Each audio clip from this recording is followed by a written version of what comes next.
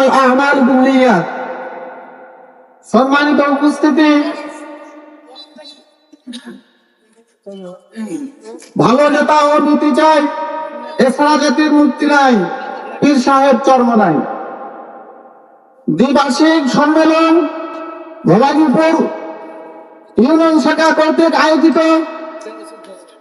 ইসলামী আন্দোলন ভোলাগিপুর ইউনিয়ন শাখা কর্তৃক আয়োজিত এই সম্মেলনে যারা উপস্থিত হয়েছেন তাদেরকে আমি আন্তরিকভাবে মোবারক জানাচ্ছি এবং আশেপাশে এখনো যারা ঘোরাফেরা করছেন আপনারা অতি তাড়াতাড়ি এই মোবারক সম্মেলনের নিচে চলে আসেন।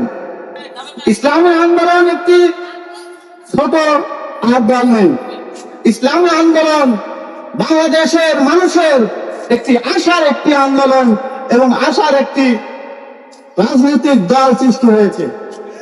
তাই আমাদেরকে এই দলে, আমাদেরকে এই সংগঠনে দলে দলে শরিক হতে হবে। কি কারণে শরিক হতে হবে?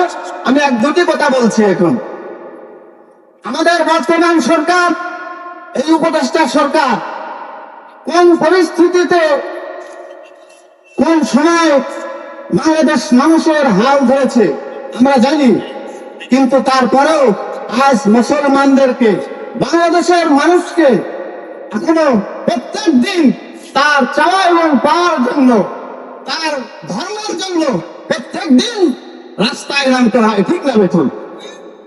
এমনকি এই সরকার তো নির্বাচিত সরকার না, মানুষের আকাঙ্ক্ষার জন্য তারা এসেছে, তাদেরকে স্বতঃস্ফূর্ত ভাবে তাদেরকে ক্ষমতায় বসিয়েছে। তারপরেও তারা আজ মানুষের অধিকার, মানুষ বলতে আমরা বুঝাই, মানুষ সবার আকাঙ্ক্ষা পূরণ করা যাবে না, কিন্তু সরকারের এক নাম্বার কাজ থাকে যে বেশি সংখ্যক মানুষের যেন একটা কাজ বা আমার কাজ যেন তার বিরোধিতা না যায়। যদি চলে যায় তারা আন্দোলন করবে, আমি আমার আসলে থাকতে পারবো না।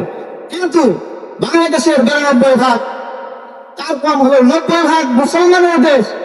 আজ নারী কমিশন নামে কি এক বিশাল পত্র জমা দিয়েছে, সেখানে এগুলা বলতেও শরম লাগে।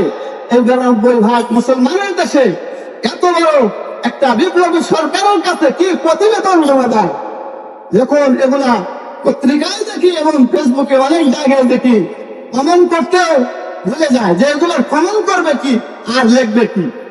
তাই আমাদেরকে এই প্রত্যেক দিন রাস্তায় আন্দোলনের হয়রানি থেকে চিরতরে মুক্তি পেতে হলে আমাদেরকে ইসলামী আন্দোলনে যোগ দিতে হবে। তাহলে আমাদের এই আর হয়রানির কোন দিক, আমাদের হয়রানি হতে হবে না। অর্থাৎ আমাদের আন্দোলন করা মানে একটা হয়রানি, আমরা নিশ্চিন্তে ঘরে বসে থাকবো, আমাদের আকাঙ্ক্ষা সরকার পূরণ করবে, ঠিক না বেঠিক? কিন্তু আমরা আজ পাচ্ছি না। এই জন্য আমাদের এই হয়রানির হাত থেকে রক্ষা পেতে হলে আমাদেরকে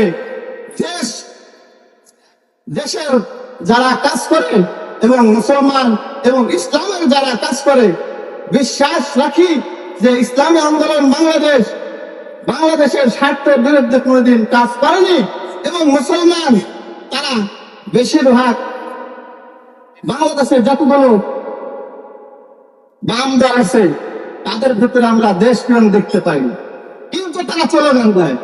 তাই আমরা সত্যিকারের দেশপ্রেম, ধর্মভিত্তিক রাজনীতি, বিশেষ করে ইসলামী আন্দোলনের মধ্যে 100% দেখতে পাই। তাই আমরা সামনে যেহেতু নির্বাচন, আমরা চিরকালীন ভাবে, স্থায়ী ভাবে আমরা মুক্তির জন্য ইসলামী আন্দোলনে যোগদান করবো, এই আশাবাদ ব্যক্ত রেখে আমি আমার বক্তব্য শেষ করছি। আসসালামু আলাইকুম ওয়া রাহমাতুল্লাহি ওয়া বারাকাতুহু।